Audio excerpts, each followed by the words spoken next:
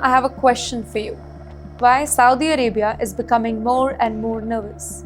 Perhaps the clearest sign that the conflict is becoming strategically unpredictable is Saudi Arabia's shifting posture here. Initially, if you remember, several Gulf states quietly supported stronger pressure against Iran. Many Arab governments have long viewed Tehran's regional influence with a lot of suspicion here, but once direct escalation intensified, the calculations that changed rapidly.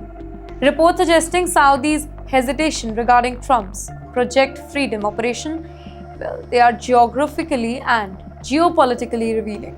Riyadh reportedly feared that the strategy lacked clear long-term planning and risked uncontrolled escalation. And you know why this matters so much? Because Saudi Arabia understands vulnerability better than most of the countries in that region. The 2019 Upquick oil facility attack demonstrated how exposed Gulf infrastructure it can be even against the limited strikes here. So if Iran chooses to retaliate asymmetrically against the Gulf infrastructure, the economic consequences, it could be enormous. This explains why Gulf states increasingly prioritize stability over escalation.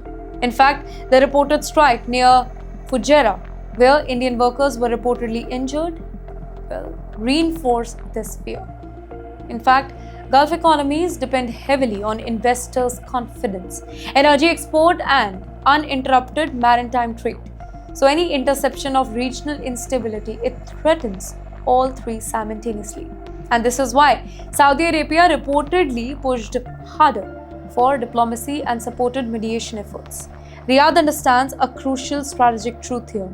Once regional war begins affecting the oil infrastructure directly, nobody in the Gulf remains insulated from the consequences here. And now, after months of escalation, the region may be entering into the most dangerous phase yet: strategical ambiguity. Perhaps the most important lesson from the conflict is that modern wars are increasingly difficult to control once they begin. In fact, military planners can calculate strike ranges, fuel capacity, and missile inventories here, but they cannot fully predict political psychology or market reaction or escalation dynamics here. And this is why Mr. Netanyahu's statement matters so deeply. Nobody had perfect foresight.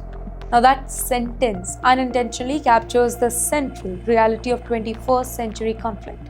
Strategic systems today are deeply interconnected. Oil markets, cyber system, in fact, financial network, military alliances, and information ecosystem all react simultaneously during crisis. And this creates what political scientists call escalation complexity. Small incidents can trigger large consequences because multiple systems becomes linked all together. One drone strike affects oil prices. Oil prices affect inflation. Inflation affects election. Election affects alliances, and alliances affect military deployment.